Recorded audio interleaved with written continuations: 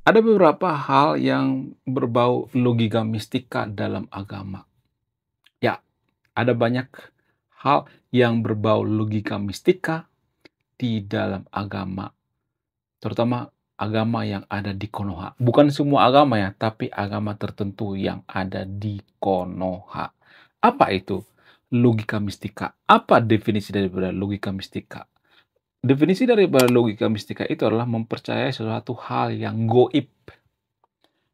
Mereka menganggap bahwa sesuatu hal yang mistis, tahayul, hal yang goib itu masuk akal atau logika. Makanya disebut dengan logika mistika. Ya, perdukunan itu bagian daripada logika mistika.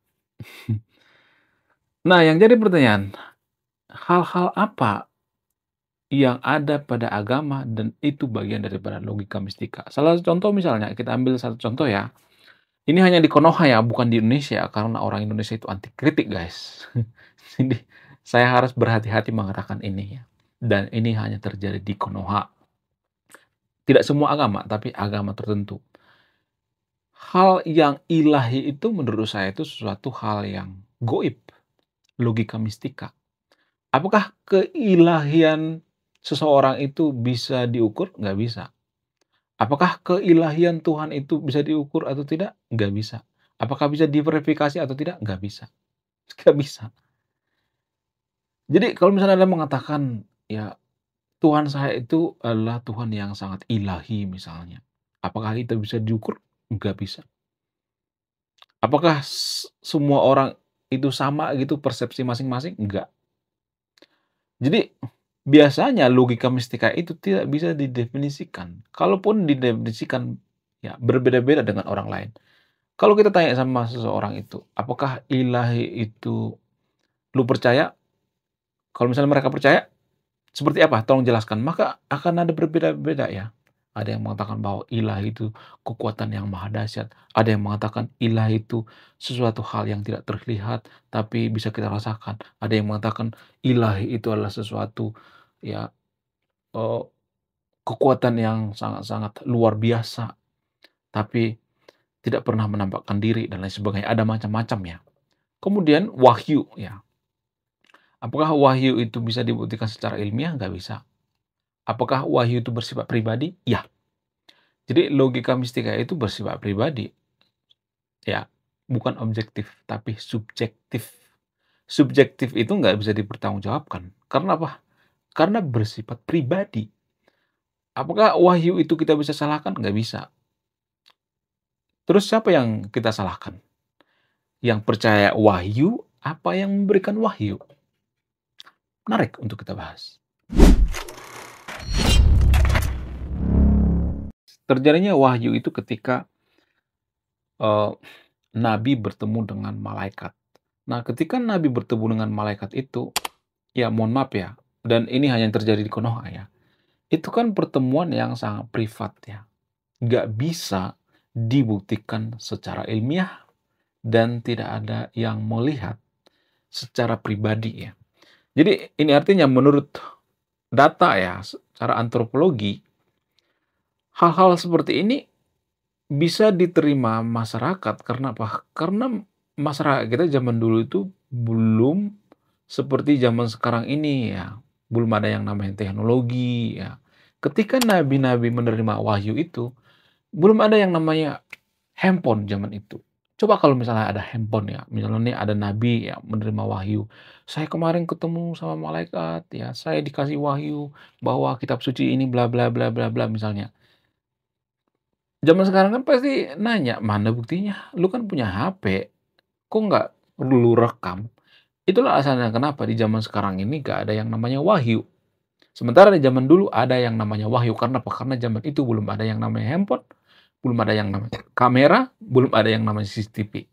Sehingga bebas ya, kalau lu ngaku jadi, nabi, ya sok jadi masalah, ya. Jadi nabi yang palsu dengan yang tidak palsu itu tergantung bagaimana cara mereka mengumpulkan pengikut. Jadi semakin banyak pengikutnya, maka nabi itu akan semakin asli. Kalau semakin sedikit pengikutnya, maka nabi itu akan semakin palsu. Jadi tergantung bagaimana cara mereka mengumpulkan pengikut. Kalau masalah wahyu itu, apakah wahyu itu benar-benar dikasih oleh Tuhan atau tidak, kita tidak bisa membuktikan secara ilmiah, nggak bisa diukur, nggak bisa ditakar.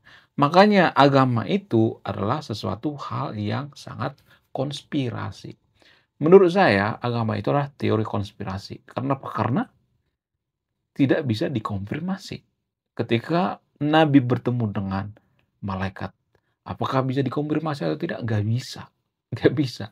Jadi sama seperti ini misalnya, ketika kita ada masalah dalam, persidangan misalnya, di pengadilan ya, terus kita mengatakan, "Tadi malam saya bertemu dengan malaikat," terus malaikatnya ngomong, "Pelakunya ini."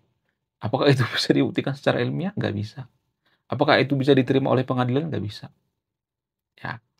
Jadi pengadilan tidak bisa menerima hal-hal yang goib, hal-hal yang berbau, sesuatu hal yang tidak bisa diukur gitu, tidak bisa diilmiahkan gitu.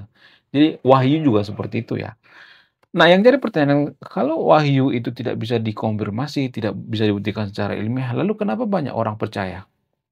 Kembali lagi secara antropologi, manusia itu takut dengan kematian.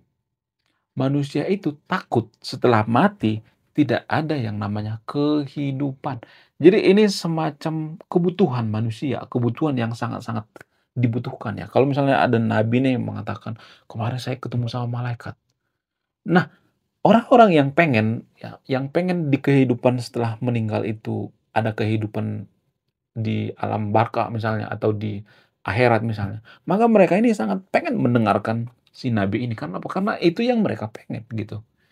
Jadi ini semacam keinginan atau kebutuhan bertemu dengan yang memberi semacam peluang. Ini kan semacam peluang ya, peluang bahwa nanti kalau kita meninggal itu ada yang namanya kehidupan. Padahal mohon maaf ya bagi teman-teman yang nonton video ini ya, mohon maaf kalau imannya setipis tisu, ya bisa gila ya kalau nonton video ini. Ya makanya saya itu sudah berdamai gitu.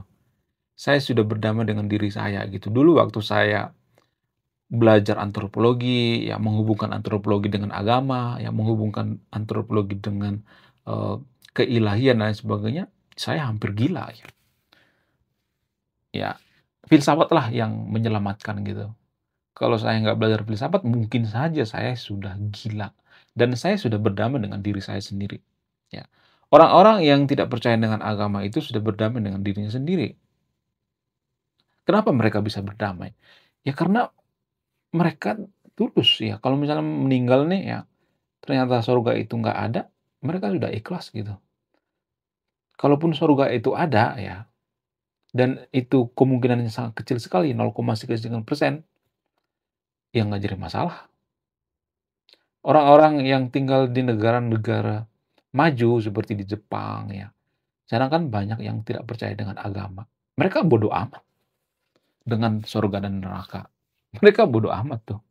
Tapi justru saya melihatnya, kelakuan mereka itu lebih baik daripada orang yang ngaku-ngaku si paling bertuhan, si paling beragama.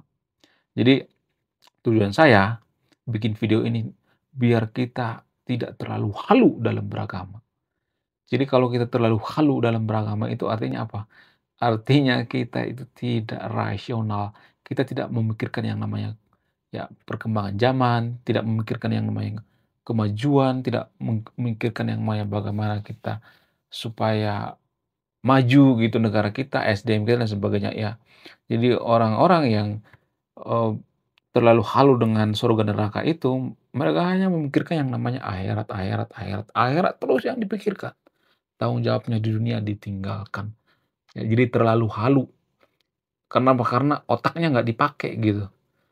Kita tuh nggak boleh berlebihan dalam beragama, biasa-biasa aja gitu. Kalau beragama sok biasa aja beragama, nggak ada misalnya nih, oh kalau misalnya Anda beragama gitu terlalu halu dan sebagainya, yang ada apa? Negara kita nggak maju.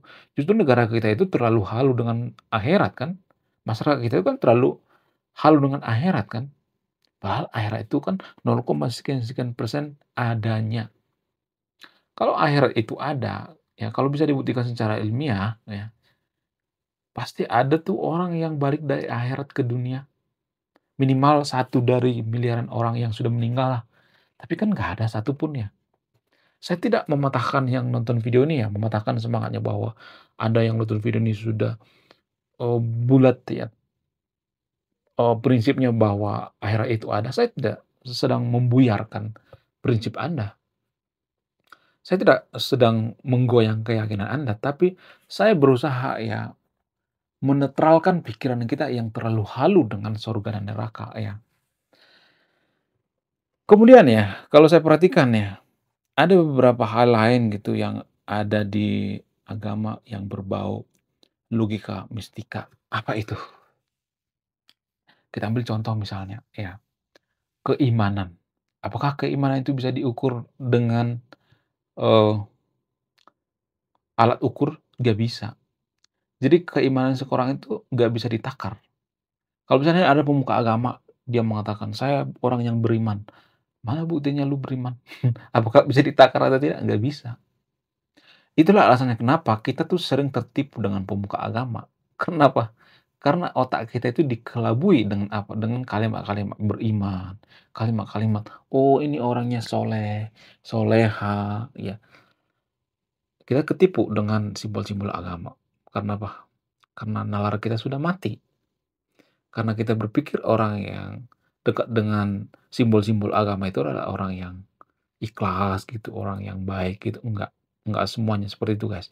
Jadi keimanan seseorang itu nggak bisa diukur, nggak bisa ditakar, ya.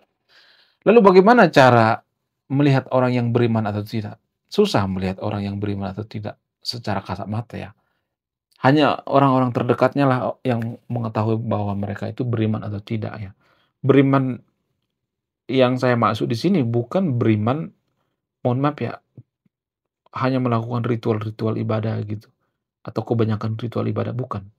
Tapi pada kenyataan, pada fakta yang sebenarnya, pada kehidupan nyata. Seperti misalnya ya, tidak korupsi, tidak berbohong, jujur, tidak menyakiti orang lain, punya empati, itulah orang yang beriman.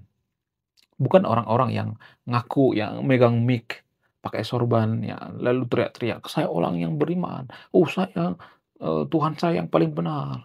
Ya, "Sembahlah Tuhan kita." Ya, jadi itu sesuatu hal yang, menurut saya itu logika mistika ya.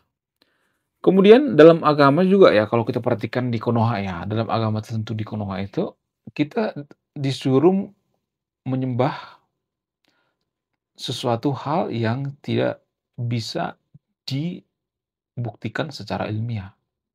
Kita menyembah Tuhan kan, mohon maaf ya, saya di sini berusaha untuk senetral mungkin ya, saya tidak berpihak pada orang yang tidak beragama, saya tidak berpihak pada orang yang beragama, tapi saya melihatnya karena kita terlalu yakin dengan Tuhan kita, maka kita menciptakan yang namanya Tuhan Tuhan versi masing-masing gitu.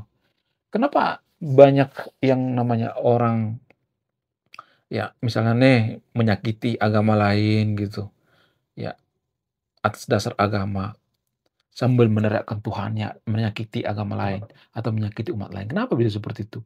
Karena mereka ini menciptakan Tuhan mereka dalam versi mereka masing-masing. Ya, sama seperti yang saya katakan di awal itu. Tuhan pribadi-pribadi mereka, bukan Tuhan secara bersamaan. Ya, karena sifat Tuhan itu kan sebenarnya masih ambigu ya. Tuhan itu kan dikatakan Maha Penyayang, Maha Pemurah, Maha Murka, Maha, eee, Penghukum, ya, Maha Pencemburu, Maha Bijaksana. Jadi nggak masuk akal. Ada orang yang maha bijaksana tapi maha pencemburu, kan nggak masuk akal. Kalau, orang itu bijaksana, kenapa harus cemburu gitu? Ya, misalnya nih ya, yang paling konyol itu menurut saya pribadi ya, saya nggak tahu apakah Tuhan yang konyol atau orang yang beragama yang konyol ya. Kalau misalnya nih ada orang mengatakannya, Tuhan itu adalah satu, esa, Tuhan yang Maha Esa. Itu artinya Tuhan dari setiap agama itu satu. Nah, kalau Tuhan dari setiap agama itu satu, ya, maksudnya semua agama itu Tuhannya satu, nggak ada tuh ya misalnya agama A Tuhannya beda, agama B Tuhannya beda, nggak ada, ya. Jadi semua agama itu Tuhannya satu. Nah, kalau pindah agama kenapa mereka marah-marah? kan Tuhannya satu. Jadi hal-hal seperti inilah menurut saya itu yang terlalu menyimpang gitu. Ini kan pemikiran yang menyimpang menurut saya pribadi, nggak konsisten ya. Di awal mereka mengatakan bahwa Tuhan itu satu, kalau pindah agama mereka marah-marah, ya mereka kejang-kejang gitu, mereka membenci gitu. Ya justru saya melihatnya ya, orang yang semakin berlebihan dalam beragama itu, maka dia akan semakin brutal ya. Kalau ketemu dengan orang yang berlebihan dalam beragama, saya tuh biasanya langsung was-was gitu. Ya, saya langsung ada ini ya, ada semacam alarm gitu, alarm darurat bunyi gitu. Hati-hati ya kalau sudah ada orang itu merasa bahwa diri mereka itu lebih dekat dengan Tuhan gitu. Kenapa? Karena mereka akan menciptakan Tuhannya versi masing-masing gitu. "Oh, kata Tuhan saya seperti ini, kata Tuhan saya bisa kok ya mempersekusi agama lain." Kenapa? Karena kita akan ada imbalan sorga. Kan kacau kan jadinya, ya kan? Bisa kok kita membubarkan ibadah orang lain, ya karena kita akan dapat imbalan di sorga. Mana datanya? Mana datanya lu percaya ada imbalan di sorga? Apakah lu pernah bertemu sama Tuhan atau tidak? Enggak kan? Jadi dia, ya orang-orang seperti ini menciptakan Tuhan versi mereka masing-masing gitu.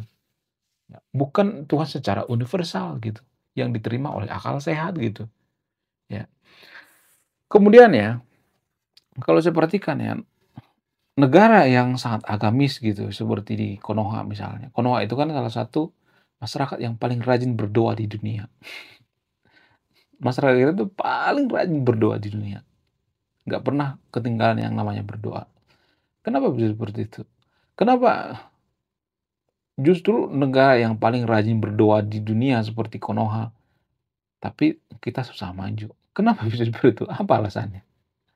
Karena mohon maaf ya, gini guys, banyak warga Konoha itu berpikir hanya dengan berdoa mereka bisa, sukses gitu, mereka bisa menaikkan SDM mereka gitu, padahal kan bukan seperti itu, ya, bukan seperti itu guys, dan menurut saya itu sangat sangat rancu ya. Itulah alasannya kenapa negara-negara yang sangat religius seperti Konoha itu susah maju, karena mereka mempercayai suatu hal yang tidak masuk akal, seperti misalnya hanya dengan berdoa mereka percaya akan mereka sukses gitu, ya. Misalnya nih ada masalah nih, ya, terus mereka berdoa tanpa menyelesaikan masalah itu, hanya berdoa berdoa berdoa tanpa menyelesaikan masalah itu. Ini kan pemikiran yang logika mistika ya. Jadi kalau boleh jujur ya, doa itu juga sebenarnya kalau boleh jujur ya, doa agama tertentu di Konoha ya, bukan semua agama ya. Doa itu semacam logika mistika menurut saya pribadi ya. Itu bagian daripada logika mistika. Ya, kalau cuman berdoa tok tanpa menyelesaikan masalah. Harusnya yang menyelesaikan masalah itu kita, bukan doanya. Doa itu kan semacam law of attraction ya. Doa itu juga bisa di ini kan kok, eee, dirasionalkan. Secara rasional doa itu adalah law of attraction. Jadi ada istilah law of attraction itu karena kalau kita memikirkan suatu hal maka akan terjadi. Karena apa? Karena sel-sel dalam otak kita itu atau otak kita secara tidak langsung fokus pada tujuan tersebut ya. Sama seperti kita bawa mobil ya, kalau kita fokus ke jalan misalnya nih, ya kita bawa mobil atau bawa motor, kita fokus ke jalan, maka kita akan cepat sampai dan kita akan menghindari yang namanya kecelakaan. Doa juga seperti itu. Itu semacam law of attraction ya. Dengan berat hati saya mengatakan nggak ada campur tangan Tuhan di situ, nggak ada. Law of attraction itu adalah, eee, bahasa ilmiah daripada doa ya. Kalau law of attraction itu bisa diterjemahkan secara ilmiah ya. Cuman saya perhatikan ya, warga Konoha itu hanya mengandalkan yang namanya doa doa doa gitu ya. Negara kita menjadi negara maju hanya mengandalkan yang namanya doa gitu. Susah emang negara kita itu menjadi negara maju. Karena apa? Karena direcoki oleh agama ya. Agama itu kan ada logika mistikanya. Nah, kalau kita sudah terbiasa dengan logika mistika, maka ya ini mempengaruhi kemajuan bangsa kita. Nggak ada satupun negara maju di dunia ini kalau percaya dengan logika mistika. Orang yang percaya dengan logika mistika itu adalah orang yang sakit menurut saya pribadi. Mereka bisa menyelesaikan masalah hanya karena mempercayai suatu hal yang mistik, sesuatu hal yang berbau tahayul, tapi berharap ada perubahan atau kemajuan. Jadi ini pemikiran yang sangat-sangat keliru ya. Kemudian apalagi ya logika mistika yang ada di agama tapi jarang kita sadari. Ya, logika mistika yang mengatakan seperti ini, "Ngapain lu mikirin bumi ini bulat atau datar? Tuhan kan Maha Kuasa."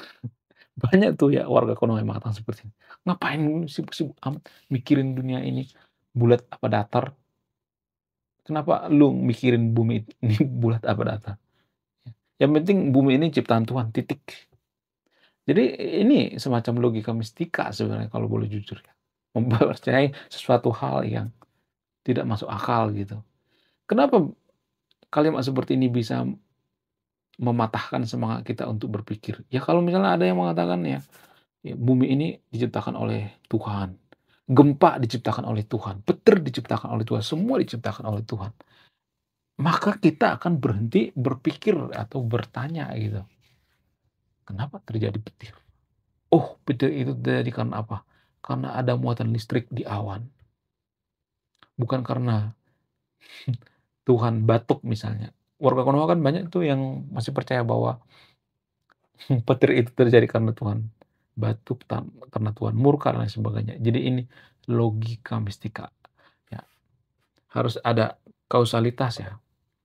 Cuman banyak warga Konoha itu yang nggak percaya yang namanya kausalitas ya, lebih percaya yang namanya logika mistika. Bahkan ya, Ferry Irwandi pernah melakukan yang namanya sambara, yaitu santet. Dia membuktikan bahwa santet itu nggak ada. Karena apa? Karena dia menyuruh orang menyantet dia dan memberikan yang namanya mobil Alphard. Tapi nggak berhasil tuh. Tahu apa jawaban daripada warga Konoha? Kenapa oh, Ferry Irwandi gagal disantet? Jawaban yang paling membagongkan itu adalah dukunnya Ferry Irwandi itu lebih jago daripada dukun saya. Makanya dia nggak bisa disantet. Jadi separah itu kita dalam berlogika mistika. Ya, secara tradisi sebenarnya kita sudah menganut yang namanya logika mistika. Tradisi-tradisi Konoha itu banyak yang berbaur logika mistika. Nah, masalahnya diperparah oleh agama. Nggak semua dalam agama itu logika mistika ya, tapi diperparah. Ya. Kemudian data-data dalam agama juga banyak yang salah kok. Cuman kita nggak berani gitu mengakui apa itu data-data yang salah dalam agama. Manusia berasal dari tanah. Itu datanya salah. Nggak ada hubungan manusia dengan tanah. DNA itu hanya ada pada makhluk hidup, bukan makhluk yang mati. Tanah kan benda mati. Bagaimana mungkin tanah punya DNA? Sungguh tidak masuk akal. Tapi kita masih kekeh mempertahankan bahwa manusia itu berasal dari tanah. Karena apa? Karena kita takut ya. Kita manusia yang takut. Kita nggak percaya diri tanpa agama. Kita takut menghadapi yang namanya kematian. Nanti setelah mati, nggak ada kehidupan yang namanya kehidupan di alam barka misalnya. Ya, di akhirat. Sehingga apa? Sehingga kita mempertahankan kematian yang namanya agama. Kita takut mengatakan dengan jujur bahwa manusia itu tidak berasal dari tanah. Karena DNA manusia dengan tanah itu nggak ada hubungannya. Benda mati, tanah itu nggak punya DNA. Oke, sekian video ini. Terima kasih sudah menyimak kami. Saya kaum intelektual. Salam bingung.